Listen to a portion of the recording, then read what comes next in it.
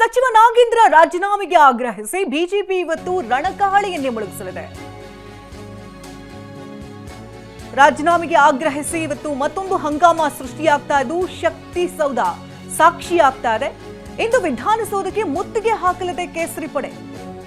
Freedom ಪಾರ್ಕ್ನಿಂದ ಬೃಹತ್ ಪ್ರತಿಭಟನಾ ಮೆರವಣಿಗೆ ಕೂಡ ಸಾಗ್ತಾ ಇದ್ದು 3 ತಂಡಗಳಾಗಿ ಬಿಜೆಪಿಯಿಂದ ಪ್ರತಿಭಟನಾ ಮೆರವಣಿಗೆ ಸಾಗ್ತಾ ಇದೆ. ಸಾವಿರಾರು ಕಾರ್ಯಕರ್ತರೊಂದಿಗೆ ವಿಧಾನಸೌಧ ಮುತ್ತಿಗೆಯನ್ನು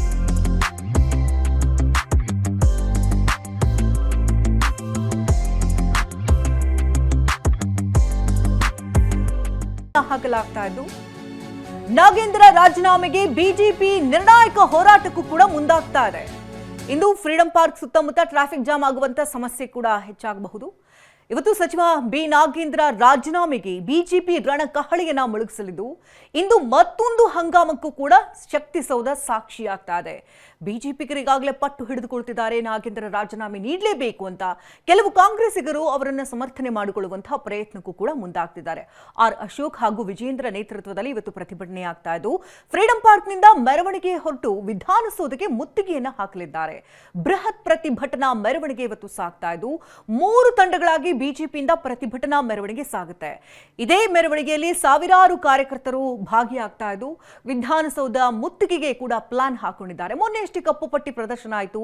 ಕಪ್ಪು ಪಟ್ಟೆ ಧರಿಸಿ ಬಂದ ನಂತರದಲ್ಲಿ ಪ್ರತಿಭಟನೆ ಆಗಿದ್ದಾಯಿತು. ಇದೀಗ ಈ ಪ್ರತಿಭಟನೆ ಈಗ ಮತ್ತೊಂದು ಹಂತಕ್ಕೆ ಹೋಗ್ತಾ ಇದ್ದು ವಿಧಾನಸೌಧ ಮುತ್ತಿಗೆ ಹಾಕೋದಕ್ಕೆ ಪ್ಲಾನ್ ಮಾಡಿಕೊಳ್ತಿದ್ದಾರೆ. ಇವಾಗ ಇನ್ನಷ್ಟು ಡೀಟೇಲ್ಸ್ ಅನ್ನ ಪಡ್ಕೊಳ್ಳೋಣ. ದೂರವಾಣಿ ಸಂಪರ್ಕದಲ್ಲಿ ಕಿರಣ್ ಹನಿಯಡ್ಕ ಇದ್ದಾರೆ. ಕಿರಣ್ ಹನಿಯಡ್ಕ, ಹಲವು ದಿನಗಳಿಂದ ಬಿಜೆಪಿ ಹೋರಾಟವನ್ನ ಮಾಡ್ತಾ ಬರ್ತಾ ಇದೆ.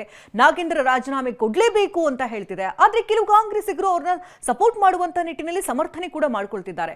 ಹಾಗಾಗಿ ಇವತ್ತು ಬಿಜೆಪಿಯ ಪ್ರತಿಭಟನೆಯ ಹಾದಿ ಹೇಗಿರುತ್ತೆ, ಯಾವ ರೀತಿ ಬೆಸಿ ಮುಟ್ಟಿಸೋದಕ್ಕೆ ಮುಂದಾಗ್ತಿದ್ದಾರೆ? ಶಕುಂತಲಾ, ಇವತ್ತು ವಿಧಾನಸೌಧಕ್ಕೆ 3 ತಂಡಗಳಾಗಿ ಮುತ್ತಿಗೆಯನ್ನು ಹಾಕುವಂತ ಪ್ರಯತ್ನವನ್ನ ವಿಪಕ್ಷ ಬಿಜೆಪಿ ಯೋಜನೆಯನ್ನ ಸಿದ್ಧಪಡಿಸಿಕೊಂಡಿದೆ. ಬೆಂಗಳೂರಿನ ಫ್ರೀಡಂ ಪಾರ್ಕ್ ನಲ್ಲಿ ಬೆಳಗ್ಗೆ ಪ್ರತಿಭಟನೆಯನ್ನ ನಡೆಸಿ ನಂತರ ಅಲ್ಲಿಂದ 3 ತಂಡಗಳಾಗಿ ವಿಧಾನಸೌಧಕ್ಕೆ ತೆರಳಿ ಮುತ್ತಿಗೆಯನ್ನು ಹಾಕಬೇಕನ್ನುವಂಥದ್ದು ಸದ್ಯಕ್ಕೆ ಬಿಜೆಪಿ ಮಾಡಿಕೊಂಡಿರುವಂತಹ ಪ್ಲಾನ್.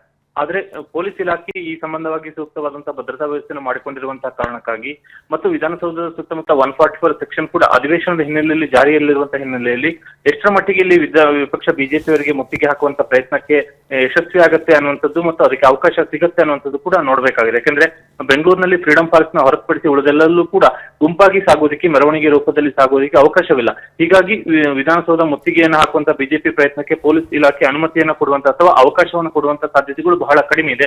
ಫ್ರೀಡಂ ಪಾರ್ಕ್ ನಲ್ಲಿ ಅವರು ಪ್ರತಿಭಟನೆಯನ್ನು ನಡೆಸುವಂತ ಸಂದರ್ಭದಲ್ಲಿ ಅಲ್ಲಿ ರಸ್ತೆಗಳಿದ್ರೆ ಅಲ್ಲೇ ಅವರನ್ನ ವಶಕ್ಕೆ ಪಡೆಯುವಂತಹ ಸಾಧ್ಯತೆಗಳು ಬಹಳ ಹೆಚ್ಚಾಗಿದೆ. ಹಾಗಾಗಿ ಬಿಜೆಪಿಯನ್ನು 3 ತಂಡಗಳಾಗಿ 3 ವಿವಿಧ ಸ್ಥಳಗಳಲ್ಲಿ ವಿಧಾನಸೌಧಕ್ಕೆ ಮುತ್ತಿಗೆ ಹಾಕಬೇಕನ್ನುವಂತಹ ಸಿದ್ಧತೆಯನ್ನು ಮಾಡಿಕೊಂಡಿದೆ. ಆದ್ರೆ ಪೊಲೀಸ್ ಇಲಾಖೆಯ ಪ್ರಕಾರವಾಗಿ ಅದಕ್ಕೆ ಅವಕಾಶ ಕೊಡೋದಿಲ್ಲ ಅನ್ನುವಂತಹ ಒಂದು ಮಾಹಿತಿಗಳು ಕೂಡ ಇದೆ.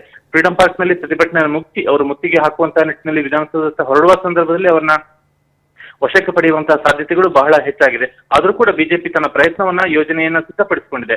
ಇವತ್ತು ವಿಧಾನಸೌಧದಲ್ಲಿ ಮುತ್ತಿಗೆಯನ್ನು ಹಾಕುವಂತ ಪ್ರಯತ್ನದ ಬಳಿಕ ವಿಧಾನಸಭೆ ಹಾಗೂ ವಿಧಾನ ಪರಿಷತ್ನಲ್ಲೂ ಕೂಡ ಕಳೆದ 1 ವಾರದ ಕಾಲದಲ್ಲಿ ಯಾವ ರೀತಿ ಸದನದ ಒಳಗಡೆ ಬಿಜೆಪಿ ಹೋರಾಟವನ್ನ ಮಾಡುತ್ತೋ ಅದೇ ರೀತಿ ಜೆಡಿಎಸ್ ನ ಬೆಂಬಲದೊಂದಿಗೆ 2 ಸದನದಲ್ಲೂ ಕೂಡ ಇವತ್ತು ಹೋರಾಟವನ್ನ ಮುಂದುವರಿಸುವುದಕ್ಕೆ ಬಿಜೆಪಿ ಸಿದ್ಧತೆಯನ್ನ ಮಾಡಿಕೊಂಡಿದೆ. ಧನ್ಯವಾದ ಕಿರಣ್, ತಮ್ಮೆಲ್ಲ ಡೀಟೇಲ್ಸ್ಗಾಗಿ.